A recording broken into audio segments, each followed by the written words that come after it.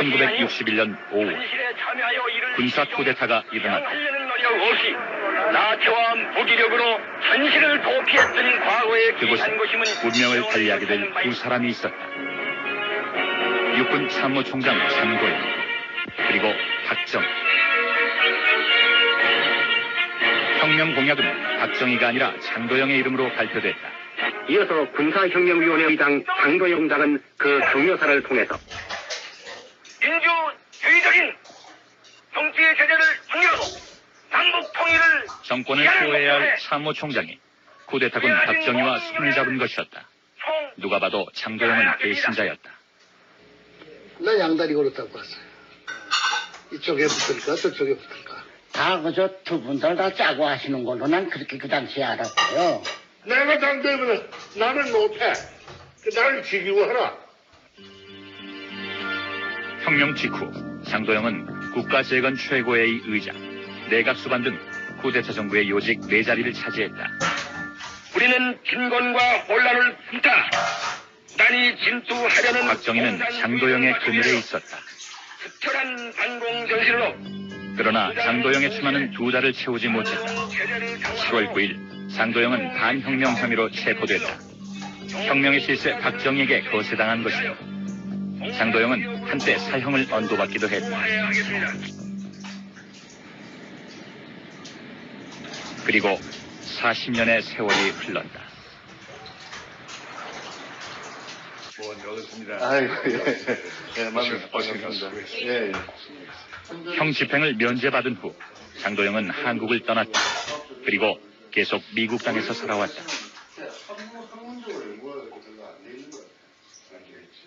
5.16에 대해 침묵해온 40년. 그 세월 동안 박정희도 비명에 갔다. 장도영에게 평생 배신자라는 오명을 지게 했던 5.16. 그 시절에 대해 장도영은 이렇게 입을 열었다. 완전히 그들의 골머스에 내가 속아 넘어간 사람인데 그것을 내가 변명하려고 그러지 않아요. 내가 속아 넘어간 사람이다. 몰랐단 말이에요. 완전히 속았단 말이에요. 박정희는 쿠데타를 계획할 때부터 장도영을 앞세우려 했다. 그리고 측근들에게도 그 사실을 은연중에 흘렸다고 한다. 반혁명재판법정에서 박정희는 장도영이 쿠데타 계획을 사전에 알고 있었다고 증언했다. 혁명 계획서까지 미리 건네줬다는 것이다. 4.19가 무사히 넘어가겠느냐, 무슨 일이 있지 않겠느냐 등의 이야기 끝에 그 소리를 장 장군한테 주었는데 장 장군이 이거 군사혁명이 있으리라는 것을 전혀 몰랐다는 것은 말이 안 돼. 혁명 계획서를 바꿔도 모른 말이 많이 된다. 이게 돼 있어요. 그게 절대 그게 아닙니다. 4월 초 어느 일요일 아침 교회에 가기 위해 막 참모총장 공관을 나서는 장도영에게 박정희가 찾아왔다. 그리고 소위 혁명계획서를 전달했다. 그 계획서라는 것을 말하자면 thanh 해가지고 매자 되지잖아요. 그 일본군대에서 쓰는 그런 그 원고 용지에다 아주 써놨다고 말이에요. 그래서 내가 보니까 뭘 진짜 더 있어요. 나 이거 매장 가야 되는데 그건 놓고 가라고요. 그래서 그 사람이 그걸 놓고 갔어요. 근데 그때 그 분관이 있다는 말이고 김동수 분관이 그 분관이 있었는데 한도서 그래서 그 책상에 갖다 놓으라고. 그러고서 내가 갔어요. 박장군 나 이거 교회 가야 돼. 그러니까 아무 잠깐만 말씀드리면 됩니다. 그러고는 한 2, 3분 돼서 그러고 난 나오신 걸로 아는데요. 보더니 거기에 대한 논평은 안 오고 그냥 사람에다 집어넣더라. 박정희와 장도영은 둘이서 이야기를 나눈다. 그 사이에 무슨 말이 오갔는지는 장도영과 박정희 두 사람만이 알고 있다. 내가 박정희 글씨를 잘한다고요. 밑에서 같이 일을 많이 했으니까 말이에요. 이거 쓰니까 그것도 몇 장 되지도 않아요. 혁명 계획서라고 가지고 하는데 그때 계획서는 뭐인가 하면은 그 비둘기 작전 계획이라는 거 있어요. 그 비둘기 작전 계획을 벌써 육관부에서 다 계획을 세워가지고 일단 사건이 벌어지게 되면 이 부대가 동원해가지고 어떻게 한다는 것이 다 계획되어 있거든요. 육군 참모총장은 다 알고 있는 거라고 말이에요. 그것은 곧 다가올 4.19 1주년의 소요에 대비하기 위한 비둘기 작전 계획서였다는 것이다. 혁명 계획서가 아니라는 주장이다. 당신은 장면 내각이 출범한 지 8개월째로 접어들던 4월 여기저기서 쿠데타설이 난무하고 있었다. 여기저기에서 이제 고사한다는 그런 보고가 많았어요. 그러니까 뭐 족청계에서 뭐 고사를 한다, 뭐 공군에서 뭐 청와대 뭐 기총소사를 한다, 뭐 이런 낭설도 많았고요. 장 국무총리는 먼저 지난번 불이 일어났던 부산시 충무동을 방문하고 집을 잃은 민주주의의 초석을 세워나가던 장면 내각.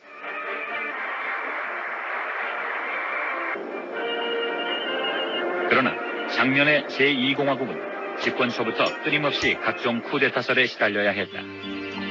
장면이 참모총장으로 임명한 장도영이 연관된 쿠데타설은 서울지구 방첩대에까지 들어갔다. 우리 듣는 사람도 총장 모신다. 그러면 취급하는데 아무래도 강도가 좀 약할 거 아닙니까? 장도영 장군이 정점으로 이게 5.16 혁명을 한다 하는 것이 초도 의심이 없이 그냥 그렇게 알고 움직인 거예요. 정보는 장면 총리의 측근에게도 흘러들어갔다. 심지어 장도영을 정점으로 한 쿠데타 세력의 조직표도 나돌았다. 공산당 도표가 우리 밤낮 공산당 도표에 직업상 그리고 했는데 장도영 해가지고 박정희 대통령 김종필 길재호 그때가 하악상했던 사람들 있잖아요.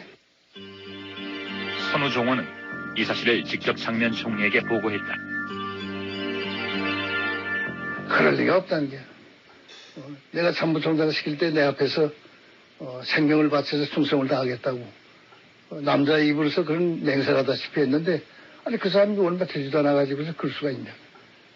그 장박사 저 성격으로 봐서는 믿어요. 그건 남을 잘 믿는 사람이니까 전적으로 믿었죠.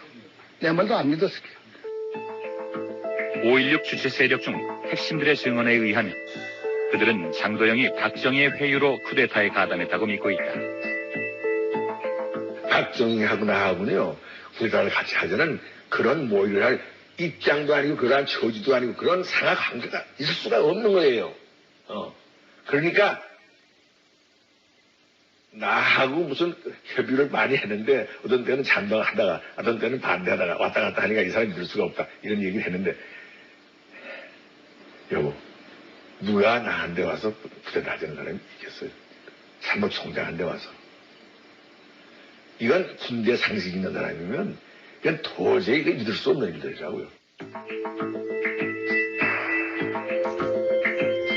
박정희의 쿠데타 계획은 여기저기로 정보가 새고 있었다. 저도 박정희 장군 여러 번 만났죠. 만나면 범어시구락도 쿠데타해서 나라 바로 잡아야 되지 않겠냐 하는 다 가볍게도 얘기하고 그러대요.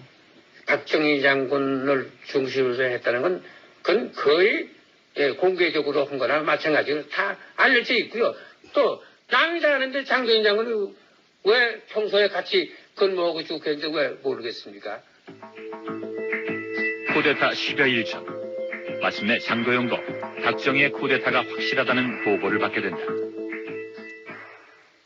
그 사람이 무슨 쿠데타를 할까? 그렇게 또 믿질 않았어요, 사실은. 믿질 않았어. 정말 그 사람 뜻 할 수 있다 하는 그 생각을 하지 못했어요. 시간은 있었다.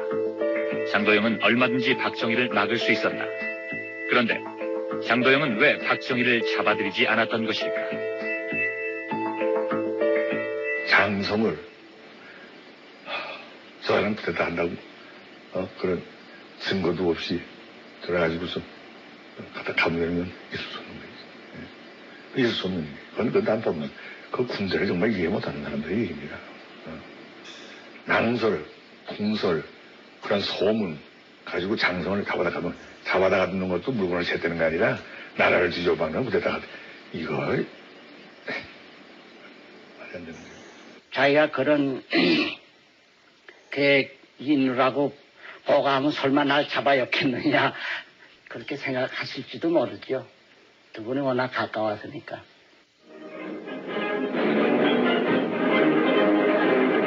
박정희와 장도영에겐 남다른 인연이 있었다. 장도영이 2군 사령관이었을 때 박정희는 예편당할 위기에 처해 있었다. 박정희의 좌익 경력 때문이었다. 이건 내가 말 들으니까 박정희 소장이 지금 교육참모부장으로 있는데 그 공산당이라고 그래가지고서는 그 사람들 예편식인다고 그러는데 그거 무슨 증거가 있어. 글쎄 뭐 증거 같은 건 없지만 그런 여론이 그건 안 됩니다. 난 찬성할 수 없습니다. 이런 사람을 그렇게 내버릴 수 없습니다. 만일 자리가 없다면 마치 내가 부사령관이 비었어. 박정희를 자신의 2군 부사령관으로 데려온 장도영. 그는 6.25 직후 남로당에 연루되어 예편당한 박정희를 복직시켜준 적도 있었다. 박정희하고 가까웠다. 그건 내가 말해 가까웠어요. 그 박정희 예편들게 된 것도 구해준 것도 또 사실이에요. 이런 것으로 생각해서 말이에요. 이거 장도영이 벌써 미리부터 다 알잖아요. 그러니까 장면 박사가 참모총장 시키는데도 이것을 박정희하고 결탁을 해가지고 이거 전복시키는데 현명해. 이건 터무니없는 얘기입시다. 전부 사랑하는 부하들인데 그러니까 어이가 없지. 그 제가 볼 때는 가장 난처한 것이 그분이었었고 입장이 곤란했죠. 뭐. 그러나 저쪽 박정희 장군하고 야합을 하겠다는 그런 생각은 안 했을 겁니다. 친애하는 애국동포 여러분. 그리고 쿠데타는 왔다. 인자중하던 군부는 드디어 오늘 아침 미명을 기해서 일제의 행동을 개시. 5월 16일 쿠데타군은 서울에 무혈입성했다. 제2공화국을 수호해야 할 참모총장 장도영은 어디서 무엇을 하고 있었을까? 5월 15일 밤 장도영은 소공동에 있는 서울지구 방첩대에서 심상치 않은 움직임을 처음으로 보고받았다. 이상국 장군의 34단에서 쿠데타군의 출동 계획이 사전에 발각된 것이다. 이상국은 이 사실을 보고하기 위해 수색의 34단을 떠나 서울지구 방첩대로 갔다. 이제는 그들이 나한테 협박했다고. 이 사람들이 당신 말 안 들으면 당신 가족 못 살아 갖다 본다고. 그래서 내가 우리 가족을 우리 처갓집을 보냈어요. 우리 집에서. 그런 얘기를 했어요. 그 당시 보고 들은 사람이 다른 게 아니고 사단 내에서 일반 사단의 사람들이 사단장을 살해하고 뭐 반란을 일으켜서 살해를 하고 가족까지 살해한다고 그래가지고서 지금 뭐 문제를 일으켰다. 그래서 사단장이 그래서 뭐 도망을 해 나왔다든가 뭐 그런 식으로 보고를 받았어요. 식당에서 저녁을 먹다가 근처의 서울지구 방첩대로 가서 이상국의 보고를 들은 장도영. 그는 이때까지도 사태를 가볍게 받아들였다. 쿠데타가 아니라 단순한 난동으로 보고가 됐습니다. 그러니죠. 난 그렇게만 해석을 했고 그래서 그렇게만 이상국 장군한테 얘기해서 보냈어요. 이상국 장군에게 헌병들을 붙여 34단으로 돌려보낸 후 장도영은 육군본부에 연락을 했다. 그리고 뜻밖의 사실을 알게 된다.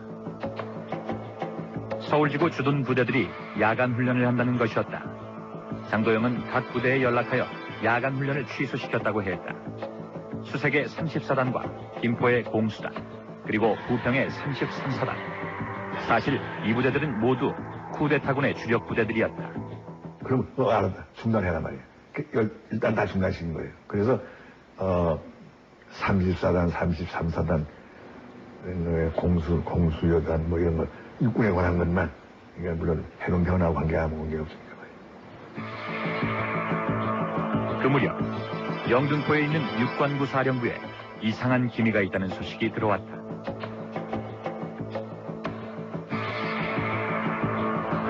육군본부 소속 장교 20여 명이 야간 훈련 감독을 위해 육관구에 모여있다는 것이었다. 육관구는 쿠데타군의 총지휘본부였다. 박정희도 곧 육관구에 나타날 예정이었다. 장교들이 야간 훈련 감독하고 야간 훈련을 감시하기 위해서 장교들이 모였습니다. 하는 보고를 받았다고. 당장 돌려보내라고 해요. 지금 장교들이 다 취소됐단 말이에요. 그래서 또 헌병을 또 보냈어요. 한때 장도영의 참모이기도 했던 육관구 참모장 김재춘. 사실 그는 박정희를 대신해서 육관구를 총지휘하고 있던 인물이다. 육관구 사령부에 무슨 짐을 알 수가 없었지. 전혀 알 수가 없었지. 나는 그냥 아주 정상적으로 부대를 컨트롤하는 그 정상 방법으로서 그냥 헌병강도가 보내서 장교들이 전 야간 훈련은 없으니 돌려보내라고 그랬단 말이에요. 예. 그래서 이 김재춘이 또 보고 왔어요. 다 돌려보냈습니다. 사령부 다 조용합니다. 전부 이렇게 보고 있어요. 육군본부에서 온 사람들은 다 어떻게 되느냐. 그런데 육군본부에서 온 사람들 다 가고 박정희 장군도 어디로 육관에서 나갔는데 어디로 가는지 모르겠습니다. 저것은 그렇게밖에 얘기할 수가 없었죠. 전부 거짓말이니까. 이제 상해들 다 돌아갔습니다. 아주 사령부가 조용합니다. 저는 허위 보고 밖에 할 수가 없는 건 뭐냐 하거든. 어떻게 우리 거사를 일일이 다 본인이 알고 있을 텐데 왜 저분이 나한테 그러나. 저는 속심에 그렇게 생각을 하고. 당신이 참모총장을 생각해 보세요. CIC에 믿는 참 그 관무사령부의 참모장한테 전화 걸었어요. 오전에 사령부가 참모장이 야간 훈련 다 중지하고 장교들 다 해산했습니다. 조용합니다. 뭘 더 의심하고 뭘 더 믿겠어요. 장도영은 계속 박정희를 찾았지만 연락이 되지 않았다. 그런데 사정이 넘어서 박정희가 육관구에 나타났다. 원래 예정보다 늦은 시각이었다. 박정희가 육관구에 나타났다는 보고를 받고 장도영은 연결을 지시했다. 박정희와 장도영은 전화로 연결되었다. 그 여관에 가서 술 취해서 술을 너무 만취해가지고 오다가 권총을 놓고 왔어요. 여관방에. 그래 가다가 다시 돌아가서 권총을 차고 돌아갈 정도로 술 취했다 얘기했다네 말이야. 그 전화 받으니까 벌써 술 취한 얘기거든. 그 양반 술 취하면 하는 얘기가 있어요. 왜 저가 말이야. 하는 얘기가 말이야. 아 이거 되겠습니까 말이야. 이거 우리가 거사를 해야 되겠습니다. 뭐 한 번 뭐 거사를 해야 되겠습니다. 하여간 이런 식으로 얘기해요. 거사라는 말 많이 썼어요. 그래서 여보 거사가 뭐요. 당신 돌았어. 당신 술 취했구만. 당장 돌아가라고 말이야. 그래서 제정신으로 할 수도 없는 그런 그 위험한 상태니까 그건 참 이해가 갑니다. 어떤 사람은 술 먹고 그런데 그 술 잡섰다고 해서 자기 정신을 갖다가 가누지 못하는 그런 것도 아니고. 아니 술 취했어 말이야. 당장 돌아가자라고 말이야. 그랬어. 그때까지만 해도. 근데 그게 다 기록에 나오는데 그 읽어본 사람들은 말이야. 이거 상당히 정말 미쳤구만. 그래. 그때 상태는 그렇게 됐다 이겁니다. 난 그때 미치지 않았어요. 난 그때 술도 안 먹었어요. 아주 그때만 해도 아주 정성 똑똑할 뿐만 아니라 아주 나로서는 아주 최고로 정신이 똑똑하게 아주 올바르게 대처했어요. 전화를 끊은 후 박정희는 장도영에게 편지를 보냈다. 존경하는 참모총장 각하의 충성스러운 육군 금 16일 3시를 기하여 해외 공군 및 해병대와 더불어 국가의 위기를 극복하기 위하여 굴기하였습니다. 각하의 사전 성의를 얻지 않고 단독 거사하게 된 것을 죄송하게 생각합니다. 소장 박정희. 박정희 장군한테 편지 왔습니다. 보여드렸죠. 이거 보더니 아이 하지 말라는데 기어이 쳐주는구만 하고 편지 던져주더구만요 저한테. 맞았어요. 편지를 보냈다고. 그 편지도 보면 참 우습지. 그 편지는 그 기록이 중요한 기록이기 때문에 그걸 집어넣었어요. 이거 말이 됩니까? 육군의 그 최고급에 속하는 장소이 말이에요. 말이 안 됩니다. 여기서부터 한 중대한 문제가 일어나고 있어요. 이거 이제 그때부터는 다 무서운 속임수를 나갔어. 장도영이 받고 있는 최대의 의혹은 거사를 일으키겠다는 박정희의 보고를 직접 듣고도 왜 서울 진입의 요로인 한강 인도교에 겨우 50여 명의 헌병만을 보냈냐는 것이다.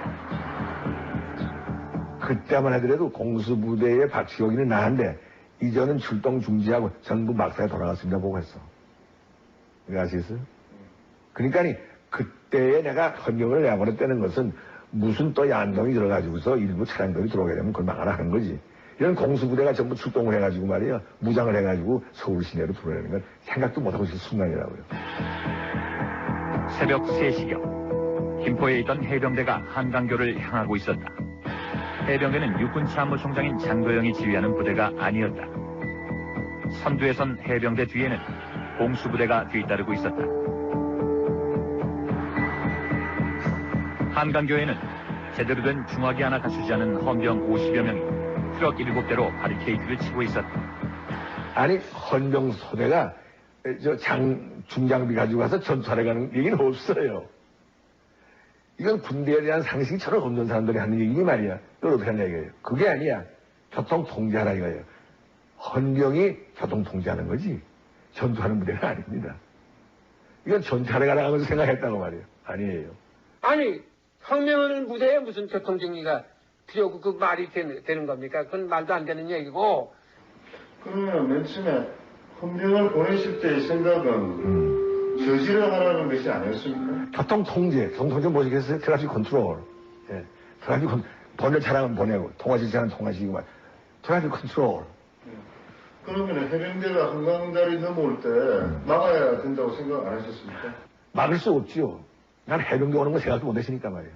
해병대가 보고를 못 받았어요. 노노노 해병대가 지금 한강다리에서 헌병대하고 대치해서 자꾸 우리를 미군 통화하려고 그래. 여기서 보고받은 거예요.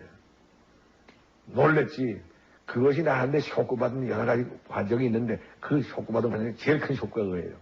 생각지도 못한 거지 말이에요. 해병대가 말이에요. 그것도 완전 무장을 하고 말이에요. 한강다리에 넘갔다는 거거든. 근데 우리 군본부에서 나가는 헌병대가 어떻게 하느냐 이거예요. 경육끼리 비울려선 절대 안 된다. 총질하지 말라. 거기에 책임자가 그 김성률 대이거든요. 진짜 뭐 나갈 때도 그렇고 그 나가에 있어 전화 왔을 때도 그러고 뭐 아주 강력히 지시했어요. 결국 해병대와 공수부대는 쉽게 한단교를 넘었다. 이보다 앞서 쿠데타군 주력 부대 중 하나였던 육군단 후병단은 이미 육군본부를 점령하고 있었다.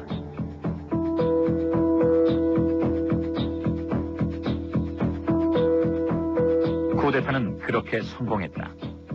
제대로 된 교전 한 번 없었던 무혈입성이었다.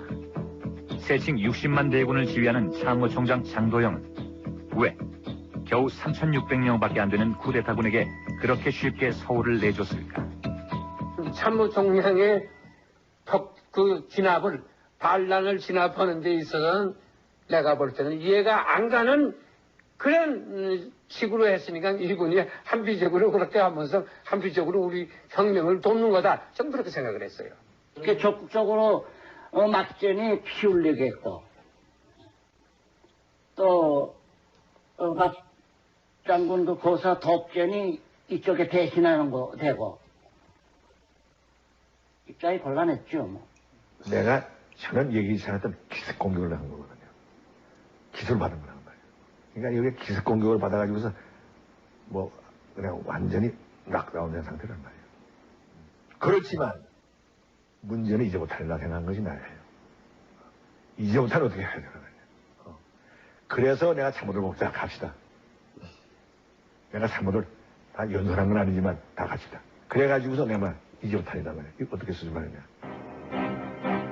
이미 서울 장안은 쿠데타군이 깔려 있었지만 진압이 불가능한 것은 아니었다. 전방의 부대들을 동원할 수도 있었다. 장도영은 일단 박정희에게 원대로 복귀할 것을 설득했다고 한다. 그러나 박정희는 응하지 않았다. 이제라도 말이요. 정말 이 사람들을 어떻게 몰아내려면 군대 동원해야 된다. 어떤 부대를 동원할 것이냐. 그래서 내가 인부택에 한데 그 예비 군단 전화 걸고 그 사단 동원하는데 시간이 얼마나 걸리냐. 그런 거 다 계산해보고 또 될 수 있는 대로 더 부대를 많이 끌어내가지고서 나는 그 부대를 다 사용하자는 것보다도 서울을 포위해서 난 위협적으로 말이야. 너희들 안 나가면 정말 없어진단 말이야. 이런 방법도 가고 아마 서너 가지 방법을 다 갖고 있었어요.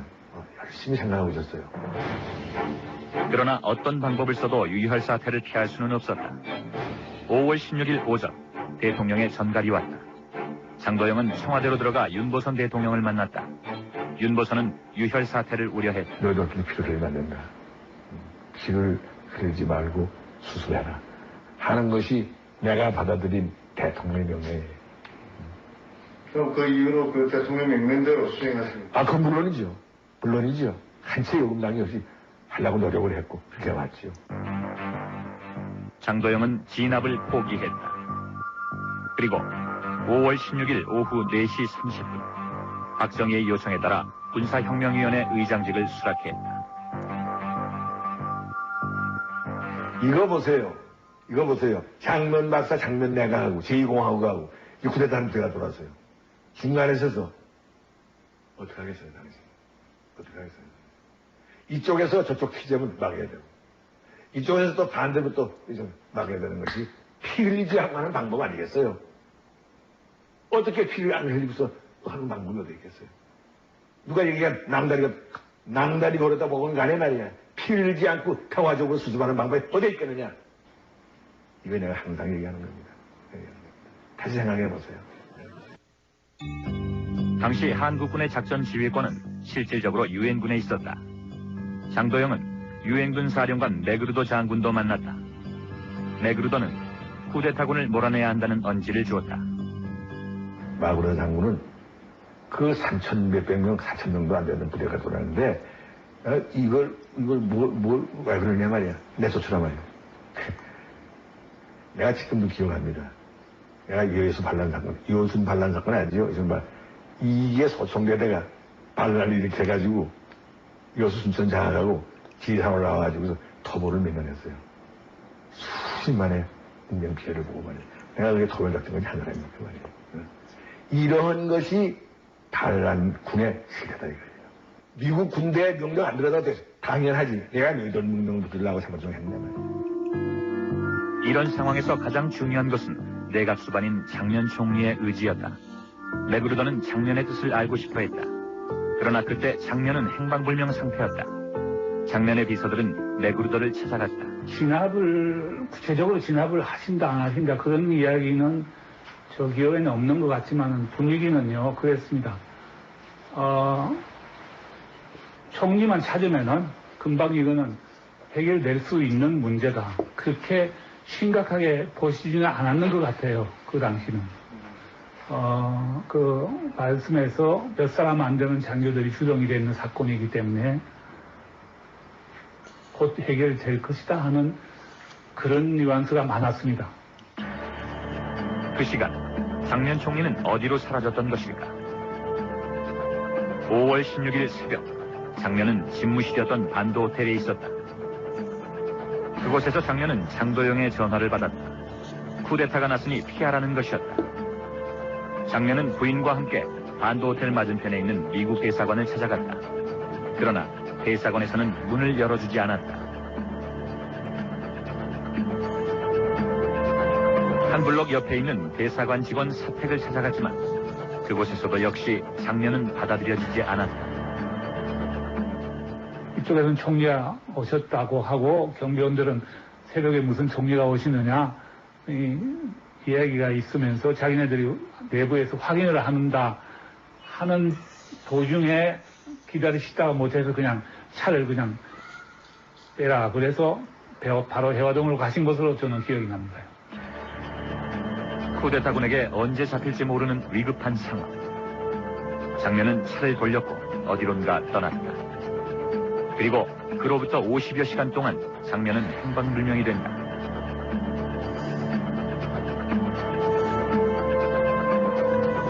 장면이 사라진 후 당시 주미대사였던 장미욱은 백악관을 찾아갔다. 그리고 쿠데타군을 진압해달라는 탄원서를 케네디 대통령에게 직접 전달했다고 한다. 장미버스 주미대사 5.16 당시의 주미대사 그 사람이 어떻게 됐는지 그 케네디한테 하여튼 8분 동원해가지고서 이제 그 진압해달라 하는 그 탄원서 써가지고 케네디 사무실에 직접 들어갔어요. 직접 들어갔는데 자기 보는 앞에서 케네디 대통령이 뭐라 하는 거 아니? 존 연장이 지금 어디 있냐? 모르죠. 모르겠더라. 그러니까 휙 내던지더래. 아니 그 총리가 어디 있는지 모르는데 내가 어떻게 하냐 말이야. 그 사인을 고백했어. 케네디와 미국이 앞세운 논리는 오직 한 가지였다. 장면 총리가 사라졌기 때문에 쿠데타군을 진압할 수 없다는 것이다. 그거는 구실이에요. 그거는 구실이에요. 당신네가 나타나면 우리가 당신네하고 같이 손잡아서 돕겠다. 그래서 왜 안 나타나세요? 전혀 커미트먼트가 없었고. 미국은 장면의 행방을 몰랐다고 했다. 그러나 당시 미국에 있었던 장면의 아들 장수는 미 국방성의 한 장군에게서 아버지의 행방에 대한 언지를 받았다. 지가 바로 그에서 났을 때요. 바로 아마 24셨네. 제가 그 란셀을 찾아갔습니다. 펜타곤에. 그러니까 당신 제가 아버지 어디 계신지 아니까 걱정하지 말라고요. 그건 제가 지키를 들었어요. 그건 말이 안 되는 거야. 교수님. 란셀이 나한테 직접 그랬어요. 아버지 잘 계시니까 걱정하지 말라고 그러죠. He's safe. 안전하게 계시니까 걱정하지 말라고. 그러다가 바로 후에요. 그러니까 칼멜 수녀원에 그 얘기하는 거죠. 미국 대사관을 떠난 후 장면은 해화동에 있는 칼멜 수녀원으로 갔다. 그리고 그곳에서 치과한 것으로 알려져 있다. 16일 새벽부터 공식적으로 모습을 드러낸 18일 오후까지 장면이 무엇을 했는지는 잘 알려져 있지 않았다. 그러나 최근 공개된 미국 문서를 통해 그의 행적이 밝혀졌다. 장면은 칼멜 수녀원에 있으면서 미국 대사관에 계속 전화를 했던 것이다. 당시 미 대사관 책임자는 마샬 그린 대리 대사였다.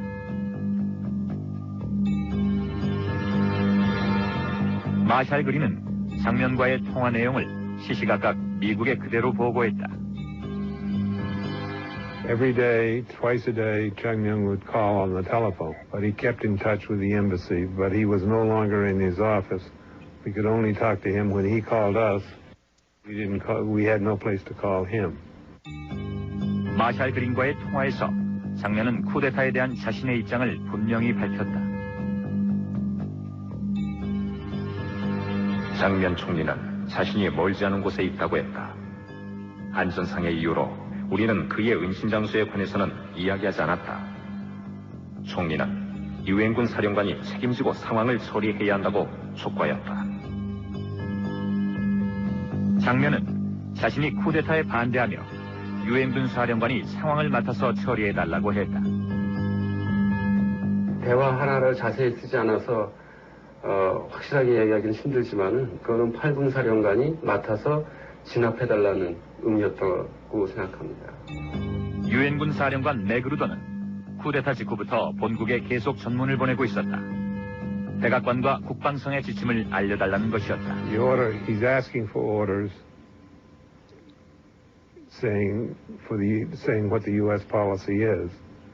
The action then is in Washington. Will the U.S. use troops to oppose the coup? Will it oppose the coup without using troops, or will it do nothing? 쿠데타 직후 백악관에서는 한국 관련 긴급 회의가 있었다.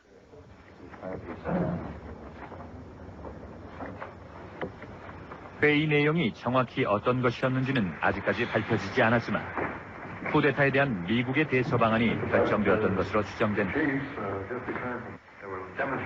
한국 시간으로 16일 밤, 미 합참의장 램리자는 한국의 매그루더 사령관에게 다음과 같은 전문을 보냈다. 어떠한 경우에도 유엔군 사령관인 당신이 장면 총리를 위해 싸운다는 인상을 주어서는 안 된다. 왜냐하면 장면은 나타나지도 않고 지도력을 행사하지도 않기 때문이다.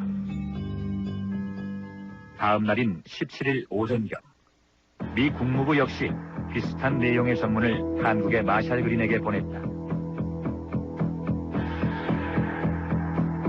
장면 정부가 상처 없이 회복될 가능성은 거의 없다.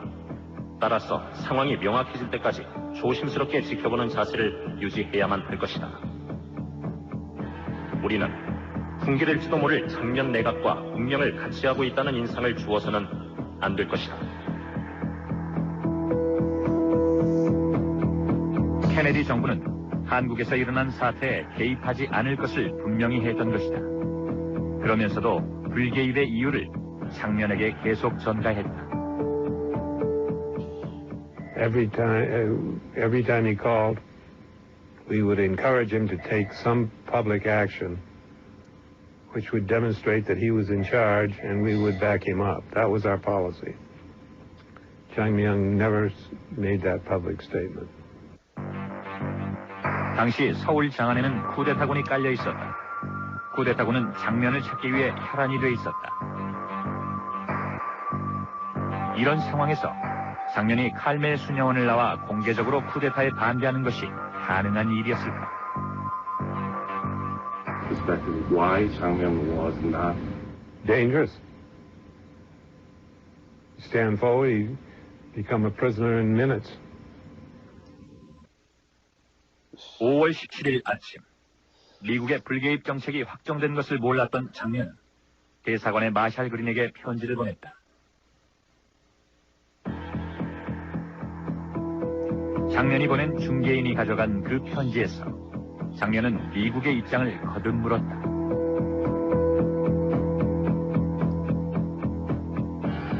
미국 정부는 우리 정부를 지지하고 있습니까? 맥그루더 장군이 쿠데타군을 진압할 것인지 분명히 알고 싶습니다.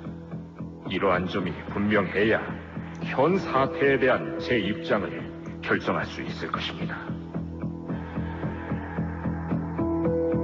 마샬 그린이 편지를 읽고 있던 순간 초조했던 장면은 또다시 대사관에 전화를 걸었다. 중개인과 마샬 그린이 만나는 그 순간에 장면 씨가 또 전화를 했죠. 그래서 마샬 그린에게 비슷한 얘기를 했습니다. 그래서 마샬 그린의 글에 의하면은 대단히 떨리고 상기된 목소리로 얘기를 하니까 마샬 그린은 상황을 회복하기 위한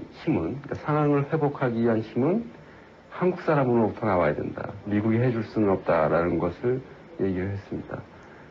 장면 총리는 쉼없이 전화를 끊었고 마샬 그린은 그 전문을 정리하면서 맨 마지막에 장면이 다시 복귀할 수 있는 기회는 별로 없어 보인다라고 얘기를 했습니다. 미국은 장면 정권을 완전히 포기한 것이다. 5월 18일 오후 장면은 칼멜 수녀원을 나왔다. 미국의 지지 없이는 사태를 돌이키는 게 불가능하다는 사실을 알고 있었기 때문이다. 결국 그는 계엄령을 추인하고 내각 총사퇴를 발표했다. 상명사, 금방 군부 구테타 발생에 대해서 우리 일동은 정치적, 도의적 책임을 통감하고 총사퇴하는 바이다.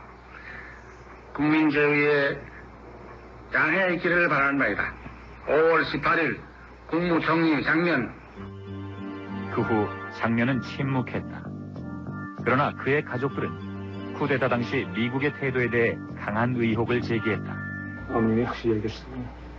그 아버지한테 들으신 얘기죠. 그래서 제가 그 얘기 들어서 미국 대사원에서 거절했다고요. 문안을 안 열어주고. 피신할 당시 장면과 함께 미국 대사관을 찾아갔던 부인 김옥윤 씨. 그녀는 대사관에서 장면 총리의 신분을 분명히 알면서도 받아들이지 않았다고 주장했다. 대사관 고위직의 지시였을 거라는 추론이다. 의회에서 하지 말라고 하니까 안 한 거죠. 그리고 근데 그건 어머님 해석은 그건 그 미국에서 상권으로 해석하십니다. 미국에서는 그러면 대강 어떤 일이 일어나고 있다고 알고 있었다는 이야기 아닙니까? 알고 있을 뿐이 아니라 아마 협조했을걸요.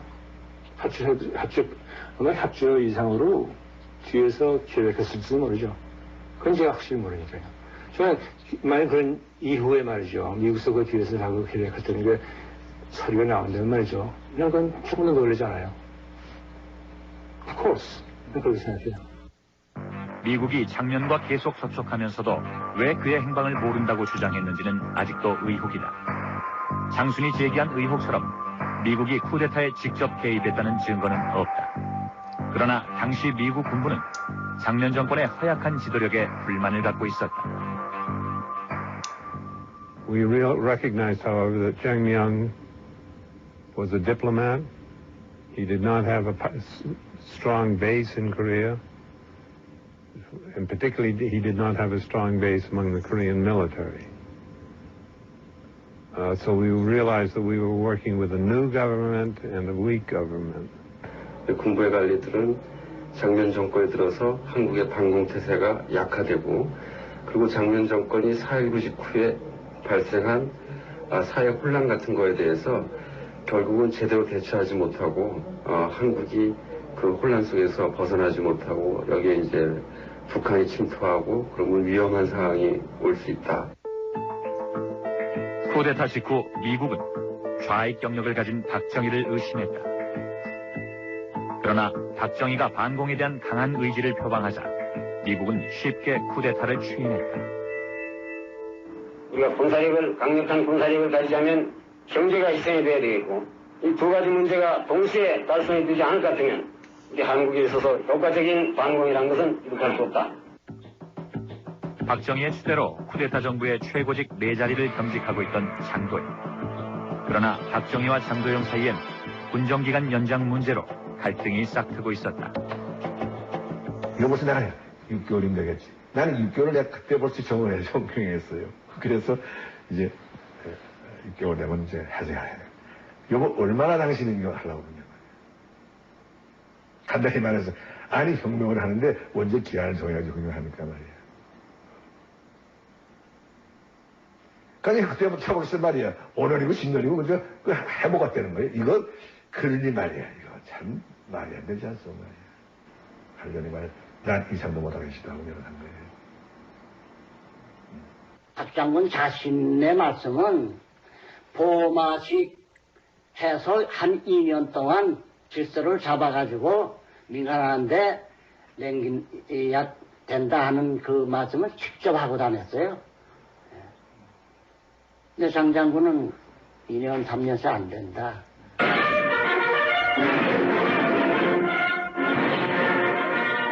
6월 6일 비상조치법이 통과됐다. 오후 1시에 국가대건 비상조치법을 공포했는데 비상조치법의 골자는 그동안 장도영이 갖고 있던 4개의 지위 중 참모총장과 국방장관 자리를 박탈하는 것이었다. 실질적인 권력을 모두 빼앗은 것이다. 투표구가 없어 그냥 그대로 통과시키만 거예요. 그냥 그 줄을 읽어가지고 말이에요. 그래서 심의도 없고 뭐 중요한 안건에 독해도 없고 그것도 뭐 왈가왈부 뭐 이것도 없고 그냥 그렇게 통과시킨 거예요. 그 남이 보면 말이야, 저분이 왜 자기가 하지도 않고 권력을 다 한꺼번에 움켜쥐려고 그러냐. 그래 또 박정희 장군 입장으로 생각할 땐 당연한 거예요. 혁명인데 왜 그걸 그분이 정권을 쥐고 내놓지 않겠다는 건 반영 아니고 뭐예요.